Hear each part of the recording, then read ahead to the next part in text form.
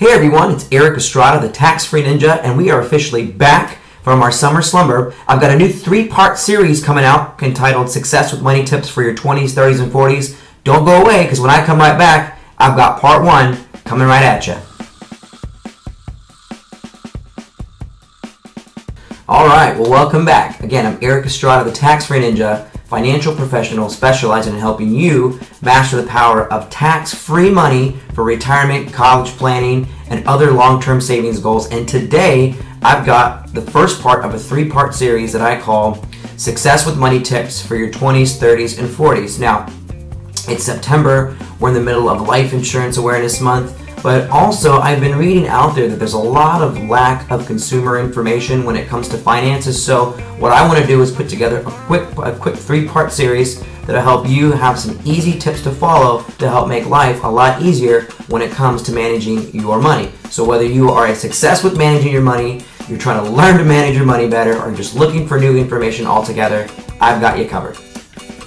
So let's kick this off by talking about some tips today that you can do while you're in your 20s. You're fresh out of college, fresh on the job market, and most of us at that point in time have very little financial education and can end up in some major pitfalls when it comes to our money matters. So tip number 1, you got to control your cash flow, which means pay off your debt as soon as possible, especially when it comes to financial aid. Now, if you're like me, as soon as you get out of college and all of your deferred loans are now coming due, the government calls up and they say, hey, you have this huge payment due that's probably more than you pay for your car.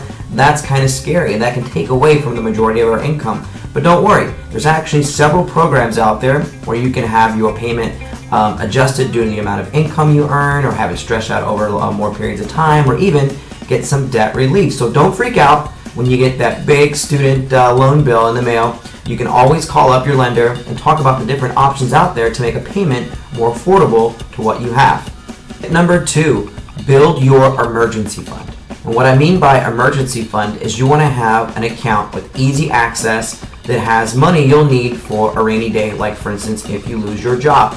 Now, once you've got your cash flow in control by managing your debts and minimizing your student loan payment, what you want to do is put at least 6 months worth of your bills in the bank. Now, some people will recommend 3. I recommend 6. So that way, if you get sick, you lose your job, you want to move, you want to start a business, you're able to meet your needs and expenses for at least half a year.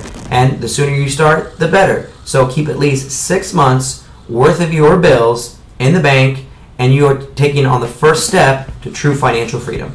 Tip number 3.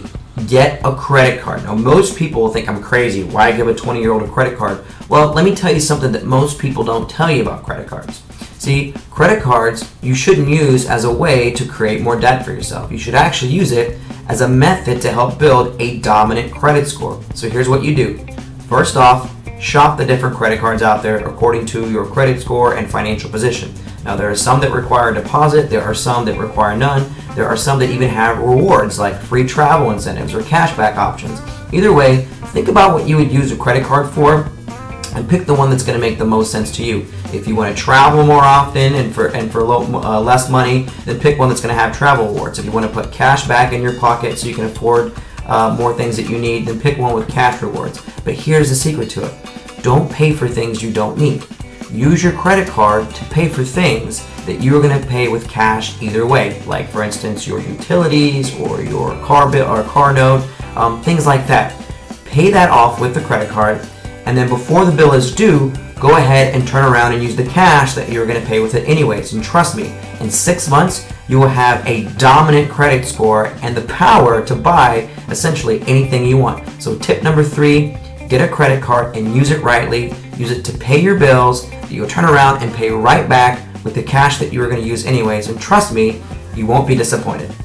Tip number 4, don't be afraid to take that dream vacation. If you always wanted to backpack through Europe or take a trip to Asia, go ahead and do it, but save properly.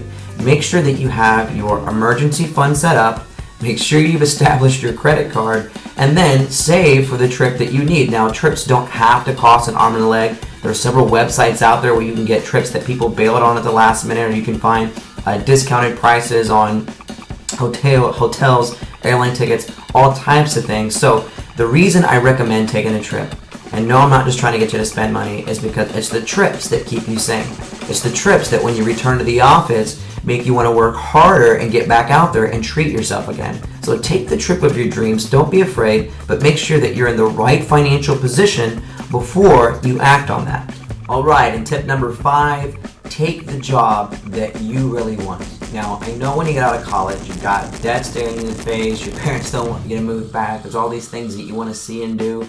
Well, and most of us will take the first offer we get to put money in our pocket and food on the table. And there's nothing wrong with that. I personally have done that myself before I started doing this.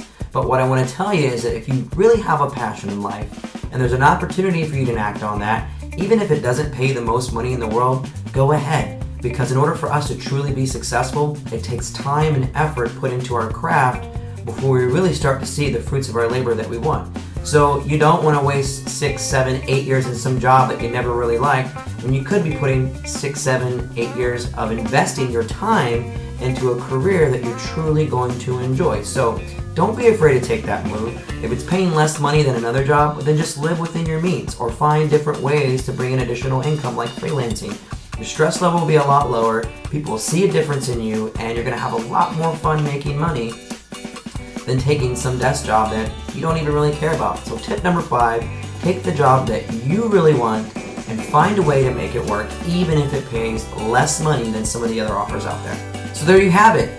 5 easy tips to help make your finances a lot easier and set you up in position for success in your 20s. I hope you found the information very valuable, and if there's a question you have on anything that I didn't cover today or did cover, go ahead and feel free to comment below. Don't forget, guys, you can also follow me on Twitter, Instagram, Facebook, YouTube, LinkedIn, all that good stuff. And you can also click, actually this way, into my little avatar up at the top, subscribe to this channel, and you'll catch a new video each and every week. Next week, I'm going to be talking about success tips with money for people in their 30s. So if you're 30 years old and you need a little information when it comes to managing your finances a little bit better, you're not going to want to miss it. Eric Estrada, the Tax Free Ninja. Thanks so much for watching, and I'll see you next week.